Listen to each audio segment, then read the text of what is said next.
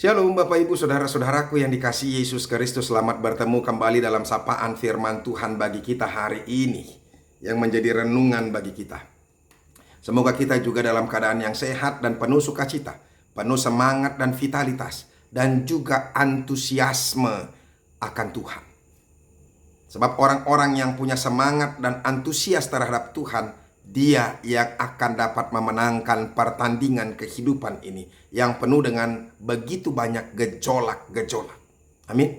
Tuhan Yesus kiranya memberkati kita. Buka hatimu. Firman Tuhan yang menjadi renungan bagi kita hari ini yaitu terambil dari Yeremia pasal yang ke-29 ayat yang ke-11. Tetapi sebelum kita mendengarkan firman Tuhan, marilah kita berdoa terlebih dulu. Kasih karunia dan damai sejahtera dari Allah Bapa, itulah yang memelihara hati dan pikiranmu sekalian. Di dalam nama Yesus Kristus Tuhan kita. Amin. Yeremia 29 ayat yang ke-11 dikatakan, sebab aku ini mengetahui rancangan-rancangan apa yang ada padaku mengenai kamu. Demikianlah firman Tuhan, yaitu rancangan damai sejahtera dan bukan rancangan kecelakaan, untuk memberikan kepadamu hari depan yang penuh harapan. Demikianlah firman Tuhan. Bapak Ibu Saudara-saudaraku yang dikasihi Yesus Kristus yang diberkati Tuhan, firman Tuhan ini adalah bagian daripada surat yang disampaikan oleh hambanya Yeremia kepada umat Tuhan yang sedang terbuang di kota Babel atau Babilonia.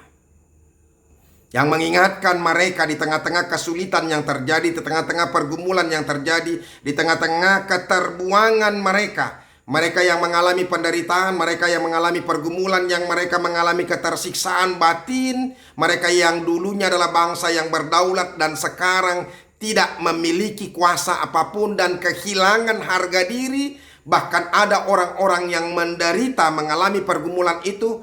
Tuhan mau menyapa mereka dan memberikan penghiburan kepada mereka. Saudara-saudaraku, mereka terbuang karena mereka tidak mendengarkan Tuhan. Mereka selalu melawan apa yang Tuhan katakan. Mereka bahkan menjauhkan Tuhan. Mereka lebih mendengar orang-orang yang berkuasa. Mereka menggantungkan pengharapan mereka kepada manusia. Saudara-saudara, saya mau katakan kepada kita, sehebat apapun manusia itu, jangan pernah bergantung kepadanya. Percayakan hidupmu kepada Tuhan. Kita boleh minta tolong kepada orang lain, tapi jangan bergantung kepadanya.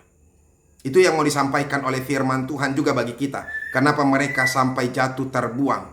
Karena mereka selalu mengandalkan manusia. Ya kan? Celakalah orang yang mengandalkan manusia dan menjauhkan dirinya daripada Tuhan.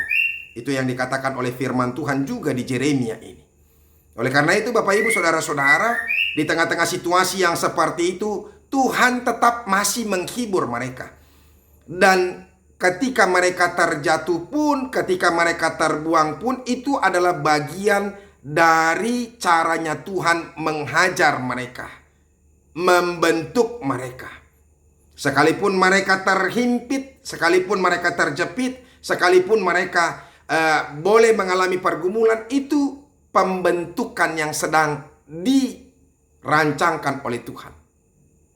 Saudara-saudara, sama seperti hairstyle, ketika mau menghias orang, rambutnya itu dibentuk, ya kan? Sedemikian rupa. Misalnya wanita, ya, rambutnya disasak, dibentuk sedemikian rupa. Jadi supaya apa? Supaya lebih cantik. Ketika orang rambutnya dibentuk sedemikian rupa dan lebih cantik, sehingga dia boleh tampil menarik dan dia boleh menunjukkan dirinya kepada orang lain, sehingga orang lain juga bisa memujinya. Saudara-saudara, apa yang mau dikatakan di situ? Bahwa segala sesuatu yang dibentuk itu akan menjadi lebih baik. Demikian juga tentang bangsa Israel ini. Tuhan sedang membentuk mereka. Sekalipun mereka terjepit, terhimpit, sama seperti bulu mata. Bulu mata itu juga harus dijepit supaya dia rapih, tersusun di mata itu.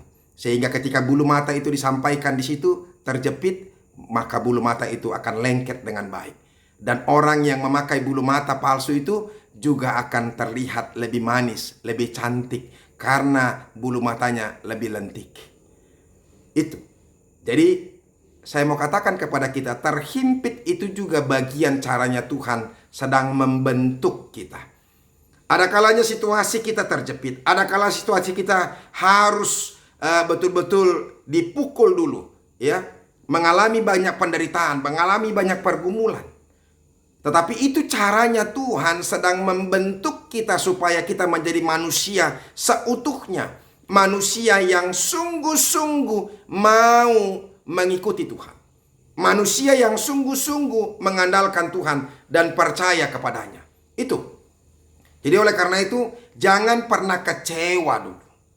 Itu yang dikatakan Tuhan tadi, dikatakan firman Tuhan ini, rancangan yang padaku, yaitu rancangan apa? Damai sejahtera, bukan rancangan kecelakaan. Sekalipun mereka mengalami pergumulan, itu bukan, Tuhan bukan mau mencelakakan mereka, tetapi mau menyelamatkan mereka, supaya mereka menyadari dirinya. Ternyata hanya Tuhan saja yang bisa diandalkan. Dan mereka harus datang kepada Tuhan dan mempercayakan hidup mereka kepada Tuhan. Maka Tuhan akan mampu menolong mereka dari setiap pergumulan-pergumulan yang terjadi. Bukan berarti saudara-saudara, kita tidak boleh berpengharapan akan pertolongan kepada orang lain yang kita anggap baik. Lakukan terus. Kalau ada orang yang kita anggap bahwa mereka punya jabatan dan punya kuasa, punya kemampuan, ya mari kita minta tolong kepadanya. Tetapi bukan itu gantungan harapan kita. Tetap pengharapan kita kepada Tuhan saja. Kita hanya boleh berharap, siapa tahu orang-orang itu adalah bagian yang harus diberikan Tuhan kepada kita untuk memberkati kita. Siapa tahu. Tapi itu hanya pengharapan kita.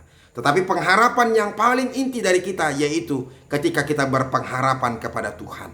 Itu makanya dikatakan tadi saudara-saudara, yaitu rancangan damai sejahtera dan bukan rancangan kecelakaan, untuk memberikan kepadamu hari depan yang penuh pengharapan. Jadi artinya sekalipun kita mengalami pergumulan, mengalami persoalan, jangan pernah patah hati. Jangan pernah kecewa. Tetapi justru kita tetap percaya kepada Tuhan. Makanya saudara-saudara, ada 3 cara untuk kita tetap mengalami pengharapan yang baik dalam hidup kita. Yang pertama saudara-saudara, kita harus teguh di dalam Tuhan dan jangan pernah tawar hati. Sebab Yosua juga pernah mengingatkan kita di Yosua pasal yang pertama ayat 29. Bukankah telah kuperintahkan kepadamu, kuatkan dan teguhkanlah hatimu. Jangan kecut dan tawar hati. Sebab Tuhan Allahmu menyertai engkau kemanapun engkau pergi. Jadi tetap teguh dan jangan pernah tawar hati. Sebab Tuhan yang akan menyertai kita. Yang kedua saudara-saudara, tetaplah berdoa. Doa adalah kekuatan manusia. Doa adalah kekuatan orang yang percaya. Di dalam doa kita mempunyai kuasa. Dan Roh Kudus Tuhan akan datang kepada kita dan memberikan kuasa kemampuan kepada kita. Teruslah berdoa kepada Tuhan. Dan yang ketiga saudara-saudara, hiduplah dalam kerendahan hati. Dan jangan congkak dalam hidup ini. Jangan tinggi hati. Jangan ada orang yang berkata bahwa hidupku ini, apa yang aku miliki itu karena kekuatan diriku sendiri, karena kemampuanku sendiri. Sebenarnya Tuhan sudah pernah mengingatkan bangsa Israel untuk hal itu, yaitu di Ulangan 8 ayat 17-18. Dia ingatkan, janganlah kau katakan dalam hatimu, kekuasaanku dan kekuatan tanganku lah yang membuat aku memperoleh kekayaan ini. Tapi haruslah engkau ingat kepada Tuhan Allahmu, sebab Dialah yang memberikan kepadamu kekuatan untuk memperoleh kekayaan dan seterusnya.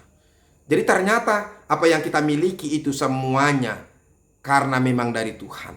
Ingat saudara-saudara, firman Tuhan hari ini mengingatkan kita bahwa hidup kita ini, semuanya hidup kita ini termasuk hal yang paling besar, yaitu keselamatan yang kita miliki dari Yesus Kristus. Itu adalah anugerah atau kasih karunia daripada Tuhan. Jangan ada orang yang menyombongkan diri.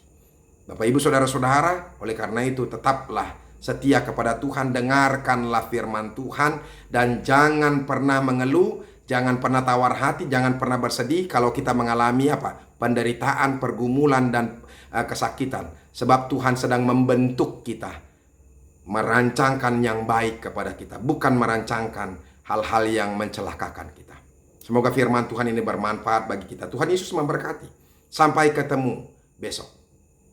Mari kita berdoa. Terima kasih Tuhan untuk firman-Mu yang meneguhkan kami, bahwa ketika kami mengalami pergumulan pun, bahwa Tuhan sedang membentuk kami. Dan kami tidak perlu tawar hati dan kecut hati. Oleh karena itu Tuhan, tetaplah ajar kami menyadari dan mengerti, ketika kami mengalami pergumulan pun, mengalami penderitaan pun, tetap Tuhan bekerja di situ untuk mendatangkan kebaikan bagi kami. Terima kasih Yesus untuk firman-Mu yang boleh kami dengarkan. Dalam nama-Mu kami berdoa dan mengucap syukur. Amin. Saudara-saudara, kita sudah dengarkan firman Tuhan. Teruslah percaya kepada Tuhan, dan teruslah tetap teguh dalam firman Tuhan. Berdoa terus sekalipun engkau mengalami penderitaan yang begitu berat. Karena Tuhan sedang merancangkan hal-hal yang baik kepada kita, membentuk kita. Sampai ketemu besok. Teruslah mendengarkan firman Tuhan. Jangan pernah mau berhenti mendengarkan firman Tuhan. Ketika kita berhenti mendengarkan firman Tuhan, maka kuasa dan kekuatan kita juga akan terhenti. Sampai ketemu besok, teruslah bersama dengan Tuhan. Tuhan Yesus memberkati. Salam.